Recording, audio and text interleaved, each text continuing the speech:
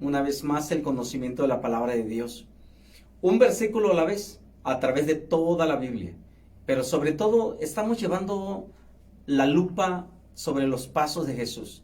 Estamos siguiendo las pistas del Jesús histórico, del Jesús divino, del Jesús humano, 100% hombre, 100% Dios. Estamos viviendo tiempos de confusión. La ideología, la filosofía humanista, la filosofía de este mundo que nos está enseñando de que el Jesús de los cristianos, el Jesús de la fe de cristiana, realmente no existió, que es un mito, que fue un hombre guerrillero, un hombre que se levantó contra el Imperio Romano, pero otros sostienen literalmente que él murió en la cruz, que fue sepultado, pero que al tercer día se levantó conforme a las Escrituras. Y durante este tiempo que nosotros hemos llevado de capacitación o estas clases, hemos puesto a duda de quién fue Jesús realmente. ¿Realmente Él es el Jesús que hablan los evangelios? Históricamente existió el Jesús en ese pueblo de Nazaret. ¿Realmente Jesús nació en Belén de Judea? ¿Será que el Jesús que se menciona en los evangelios fue realmente el hijo de David, descendiente de Abraham? ¿Él será el verdadero Cordero que quita el pecado del mundo? Preguntas, cuestionamientos que nos hemos hecho han traído a nuestra vida el deseo de aprender más de este misterioso personaje histórico. Un personaje que analizar todos los conceptos de la antropología, no solamente de la antropología, sino también llevarnos la arqueología, porque la arqueología nos lleva precisamente a analizar si realmente existió un pesebre en Belén, si realmente existió un censo, como lo dice el evangelista Lucas, ya que Lucas dice claramente que en el tiempo en que Jesús nació, se levantó un censo para asegurar a todos o tener un conteo de todo el pueblo que vivía en Judea. Bueno, a nosotros nos interesa mucho saber y sostener históricamente, no solamente bíblicamente, la cuestión de Jesús, el Hijo de Dios. Ahí es donde está fundamentada la fe del cristiano, ya que muchas religiones, como en el hinduismo, vemos a Buda, con los maometanos o hablando de los musulmanes, vemos a Mahoma hablando de su propia religión, y vemos el cristianismo como el epicentro de nuestra fe a un personaje llamado Jesús de Nazaret. Pero realmente Jesús no nació en Nazaret, Él nació en Belén de Judea, de acuerdo a la profecía de Miqueas. Miqueas habla acerca de que iba a nacer en ese pequeño pueblo, tú Belén Efrata, pequeña entre todas las tribus de Judá, fue escogida por Dios para que de ese pueblo naciera el Salvador del mundo. Ahora, ese personaje que nace en Belén de Judea, ¿realmente es el Salvador del mundo? ¿Cómo es que tú y yo estamos tan comprometidos con esta creencia de que el Jesús que describe en los evangelios es el Hijo de Dios? ¿Cómo es que estamos tan seguros de eso? ¿Nuestro espíritu dará testimonio o la razón, la lógica nos dará una explicación de lo que realmente es el Jesús histórico? El Jesús Dios, el Hijo de Dios, ¿no? Ahora, vemos algo bien importante para que podamos entender este punto. No solamente los evangelios registran las palabras de los apóstoles, como ya lo vimos anteriormente, las evidencias de las escrituras mismas que dan testimonio de la persona de nuestro Señor Jesucristo. ahí dentro de las escrituras o dentro de los 4 libros bibliográficos de la persona de Jesús, se menciona a uno de los ejecutores de la persona de Jesús, que le dio sentencia de muerte, que al momento de que fue condenado a muerte hacen una inscripción en una tabla de madera. Y para mí, desde mi punto de vista, es la primera profecía de un pagano. ¿Cómo una profecía de un pagano? Sí, es que Poncio Pilato, yo no sé con qué intención lo hizo, pero recuerda que para nosotros los hijos de Dios no existen coincidencias, no existen coincidencias, existen diosidencias. ¿En qué sentido? De que nada se hace si no es la perfecta voluntad de Dios. ¿Sí me captas? Ok. Si nada se mueve, si no es conforme a la voluntad de Dios, tenemos que entender entonces que lo que Pilato hizo fue movido por Dios. Algo tenía que ser transmitido a través de este pagano. Ahora, no te sorprendas que Dios utilice a un pagano para darnos un mensaje. ¿Cómo te digo? ¿Cómo te lo menciono? Bueno, no te sorprende que Dios utilizó a una burra para dar un mensaje a un profeta. ¿Cómo? ¿Un animal hablándole a un profeta? Sí, claro. Ya lo hemos visto en la historia, en el Antiguo Testamento, que el burro, el animal que Balaam llevaba, Dios lo utilizó para hablar y exhortar al profeta.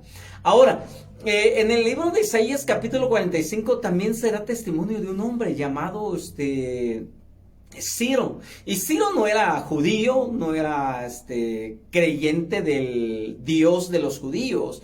Al contrario, él era politeísta, pagano, un rey tremendamente pagano. ¿Por qué? ¿Por qué digo pagano? Porque él no creía en el Dios de los judíos. Él tenía sus propios dioses. Pero sin embargo, el profeta Isaías, 100 años antes de su nacimiento, habló de este hombre y le dijo: mi ungido, el Mesías, el Cristo. A ver, ¿cómo? Entonces, Dios utilizó personas, en este sentido, personas en específico como Ciro, un animal como la burra de Balaam, y ahora vemos a uno que se llama Poncio Pilato, que Dios utilizó para darnos una profecía. Entonces, no solamente tomamos como testimonio las palabras de Mateo, que fue discípulo directo de Jesús, de Marco, que fue discípulo indirecto de Jesús, pero fue discípulo del apóstol Pedro, y a Lucas, que fue discípulo del apóstol Pablo, sino que ahora vemos cómo es que la evidencia de un rey pagano, un gobernante pagano como Pilato, que se atrevió a lavarse las manos para lavarse las culpas, escribe en esa tabla: este es el rey de los judíos. Este es el rey de los judíos, y lo hace en 3 idiomas, en hebreo, en griego y en latín. Entonces, eran los 3 idiomas que se hablaban en aquel entonces. El hebreo, pues sabemos que era el lenguaje ortodoxo, el lenguaje sacro, el lenguaje solamente sacerdotal, número 1. El griego era el lenguaje popular del pueblo, el pueblo lo manejaba, lo hablaba. Y el latín, pues solamente la aristocracia romana, los filósofos, los poetas, los que vivían en la capital, en este caso Roma, hablaban en latín. Entonces Pilato pone esa inscripción, no sé, como burla, pero recuerda que lo que Satanás utiliza como para desacreditar a Jesús, Dios lo utiliza para expandir el evangelio. Entonces vemos que Pilato da testimonio, inconscientemente él da testimonio de que Jesús realmente fue un rey. Entonces hablamos de que él sí existió. Y si nos vamos a la historia, al anal de la historia, de que si realmente existió Pilato, sí hay registros, libros, en la biblioteca de Jerusalén, por ejemplo, hay evidencia de que existió un Poncio Pilato, de que existió un Herodes, de que existió el linaje de los Herodes. Entonces ellos hablan del testimonio de la persona de nuestro Señor Jesucristo. Aquí nosotros comprobamos algo. Comprobamos, número uno, de que la arqueología da evidencias exactas, y podemos poner un veredicto a esto, de que si la arqueología, hablando como ciencia, la arqueología ha descubierto los lugares que narra Mateo, narra Marcos, narra Lucas, en específico el Evangelio de Lucas, que habla acerca del lugar exacto donde nació Jesús, del censo que hubo en el tiempo del nacimiento, bueno, en el tiempo del alumbramiento. Si Lucas habla de eso, hay registros, sobre todo uno que es muy famoso y que nosotros debemos de considerarlo. Espero que en su momento tú puedas comprar ese libro, o ya lo puedes encontrar en PDF en línea. Se llama Historia de los Judíos por Flavio Josefo. Flavio Josefo fue un soldado romano, pero él era judío. Y él escribe sobre todo esto lo que te estoy mencionando, y él era un historiador. Flavio Josefo era un historiador, era soldado, era un general, pero era un historiador, y él escribe en sus trabajos de investigación, habla acerca de un Poncio Pilato, del linaje de Herodes, habla del lugar de Belén de Judea, habla de que un tal Jesús estuvo en Egipto, de que Jesús salió de Nazaret y que mucha gente le seguía. Entonces, este historiador nos da a nosotros el respaldo histórico de que sí existió un personaje tal y como lo leemos en las Escrituras. Ahora, ya vemos nosotros la fuente de Flavio Josefo, que es un historiador no cristiano, no nada que ver con nuestra fe, pero sin embargo en sus escritos habla acerca de Jesús de Nazaret. Ahora, vemos el Evangelio de Lucas. El anhelo de Lucas era realmente investigar si Jesús era el Hijo de Dios, si lo que el apóstol Pablo le predicaba, le enseñaba, le revelaba, era verdaderamente cierto. Entonces él en su afán, en su deseo de conocer más, él buscó un patrocinador, quien le patrocinara la investigación. Es como el día de hoy, cuando un médico, un científico, de cualquier rama de la ciencia, después de tener un nivel académico, en este caso doctorado, ellos desean hacer una investigación propia. Y muchas veces las investigaciones salen muy caras, no son investigaciones baratas. Se tiene que buscar patrocinadores, y bueno, todo ese rollo, es un protocolo increíble. Bueno, eso, lo que hoy vivimos en la actualidad, lo mismo se vivió en el tiempo de Lucas, ya que Lucas se tuvo que buscar un patrocinador para que le diera el financiamiento para sus viajes, sus investigaciones. Y vemos nosotros que Lucas, como médico, híjola, yo no conozco un médico que no tenga una mente científica, que no tenga un espíritu de observación, de análisis, de crítica.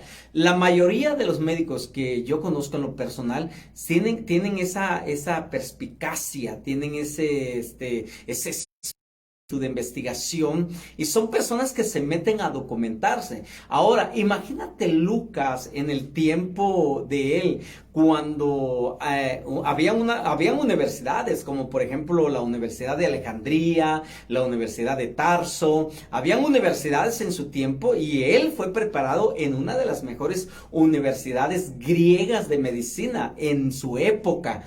Ahora, el espíritu que Lucas tenía y desarrolló fue un espíritu increíble, ya que en su primer documento, en su primera tesis doctoral, lo voy a poner así, en su primera tesis doctoral que lleva el nombre de él, se llama Lucas, su tesis, él hace una referencia y le dice: muchos han tratado de poner en orden. Muchos han tratado de poner en orden. Esa frase de muchos han tratado de poner en orden me habla de que Lucas hizo una investigación documental Y esa es una de las bases al momento de hacer una tesis doctoral, es una de las bases, tener una investigación documental. Entonces, él se fue a los primeros documentos que estaban circulando ya en su tiempo, se estaban circulando ya esos documentos. ¿Y cuáles son esos documentos? Bueno, la bibliografía la biografía de Jesús escrita por Marcos, Juan Marcos, el discípulo de Pedro. La otra biografía escrita por el apóstol Mateo. Entonces, él observa lo que Marcos, lo que Mateo y probablemente otros habían tratado ya de escribir sobre la vida de Jesús.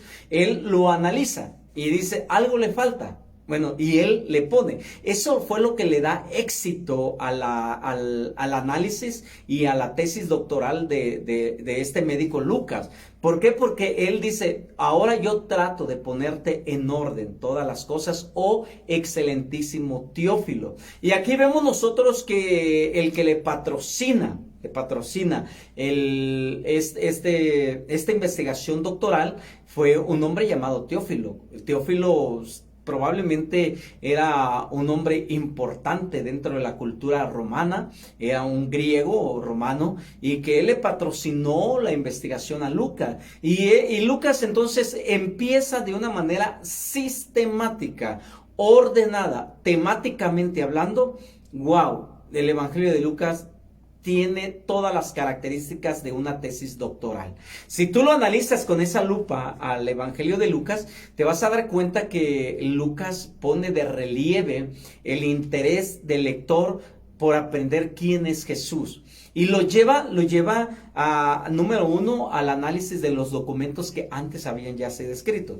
Ahora lo lleva al análisis de observar que Jesús, el que Marcos y Lucas escriben, no es cualquier personaje, no es cualquier hombre, es una persona increíble, porque cuando él comienza a desarrollar la genealogía es la lista de los ascendientes de Jesús, me sorprende porque es totalmente diferente la genealogía de Lucas a la genealogía de Mateo, ya que el Evangelio de Lucas lo que hace es empezar sistemáticamente hasta llegar al punto donde toca al primer hombre creado. El primer hombre creado llamado Adán. Y hasta ese punto lo lleva. Y la pregunta es, ¿por qué ¿por qué nos lleva Lucas hasta el origen, el principio de la vida de la raza humana, hasta Adán? ¿Por qué? Porque, bueno, vemos nosotros que en ese punto nosotros podemos entender que Lucas lo que nos da a entender de que Jesús fue un hombre verdadero, un hombre real, carne y hueso, pero con una increíble sabiduría, ya que si nosotros hacemos una comparación con el primer hombre llamado Adán, de acuerdo a Génesis capítulo 2, de cómo era Adán. Adán era un hombre inteligente, un hombre tan lleno de sabiduría, un hombre que le puso nombre a todos los animales que hasta el día de hoy llevan sus nombres. Ahora hace una comparación con él y vemos al Jesús que él está describiendo en su evangelio. Ahora podemos entender que él lo que hace es enseñarnos que el Jesús que él describe es un Jesús inteligente, es un Jesús sabio, es un Jesús con un alto conocimiento como ningún otro hombre en la historia. Un hombre estéticamente hablando, un hombre bien formado, lo voy a poner de esa manera, porque recuerda que para los griegos amantes de la estética, amantes de la belleza, amantes de la sabiduría. Lucas habla acerca de eso, él habla de que Jesús era un hombre estético, de que Jesús era un hombre inteligente, un hombre con grandes conocimientos. Te lo voy a poner de esta manera. Así tan sencillo. Muchos pastores o muchos líderes le tienen miedo a los avances tecnológicos. Jesús rompió ese paradigma. Jesús, si viviera en ese tiempo, utilizara todos los medios tecnológicos que existen, o puedo decirlo así, todas las redes sociales que existen para transmitir el mensaje. No importando si sea Facebook, no importando si sea YouTube, no importa si es TikTok, Instagram, Twitter, no importa. Él utilizaría todo. ¿Por qué? Tal vez tú te preguntes, ¿por qué pastor dice eso? Porque Jesús utilizó lo que los religiosos en su tiempo no se atrevieron a utilizar. Los métodos, la metodología de enseñanza de Jesús es increíble, fascinante, como para atraer a los niños, a que los niños corrieran y quisieran escuchar el mensaje de Jesús. ¿Te puede sorprender la metodología que él utilizaba? Ahora, predicarle a 4,000, 5,000 personas sin bocinas, sin micrófono. ¿Qué utilizó Jesús? Concha acústica, la concha acústica natural. Jesús se metió al lago y estaban las paredes de las montañas y utilizó toda esa acústica para predicarle a 4,000, 5,000 personas. ¿No era inteligente Jesús? ¿Acaso no era tan sabio para utilizar los medios naturales para el impacto del evangelio? Ahora, vemos que Lucas nos enseña de que Jesús fue un hombre que estratega, fue un hombre que impactó a su sociedad, un hombre que en 3 años hizo lo que probablemente tú y yo no hemos hecho en 10, 15 años de evangélicos o de cristianos. Entonces, vemos a Jesús de una manera increíble. Entonces, ahí comprendemos que Jesús realmente existió, que Jesús realmente fue un hombre como tú y como yo.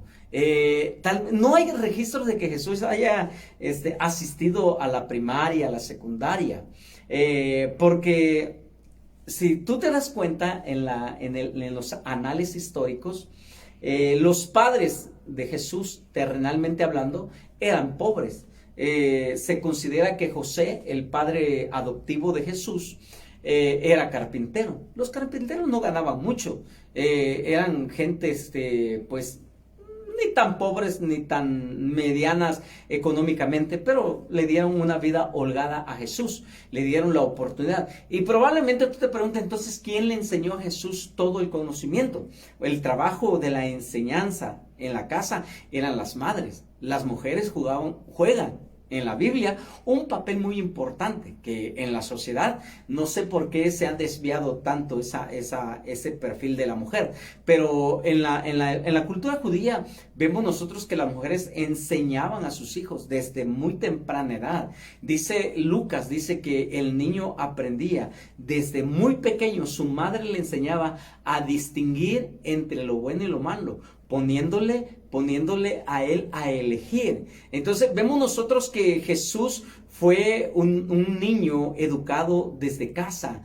Por eso a la edad de 12 años, no te sorprenda, porque hay testimonios de que a la edad de 12 años Jesús ya discutía, mantenía una disputa, una disertación con los doctores de la ley de su tiempo. Pero ¿cómo aprendió todo? Bueno, también Lucas dice que el niño crecía en sabiduría, en conocimiento y en gracia delante de Dios y delante de los hombres. ¿Eso qué nos da a entender? De que Jesús fue un hombre bien preparado, un hombre que tenía que estar bien documentado para poder debatir temas teológicos que hoy podríamos llamarle. Jesús debatió muchos temas teológicos en su momento, que nos dan testimonio de su audacia, de su astucia, de su eficacia, sobre todo de su sabiduría, cómo él pudo desmembrar las mentiras y los ataques de sus enemigos religiosos. Entonces, podemos estar quietos, podemos tener paz en nuestro corazón. El Jesús en quien tú has creído y en el que yo he creído, realmente sí existió. Y Él es el Hijo de Dios. No te pierdas las siguientes pistas de Jesús bajo la lupa. Te espero el próximo jueves a la misma hora, 7 de la noche. Jesús bajo la lupa. Un abrazo y 1000 bendiciones.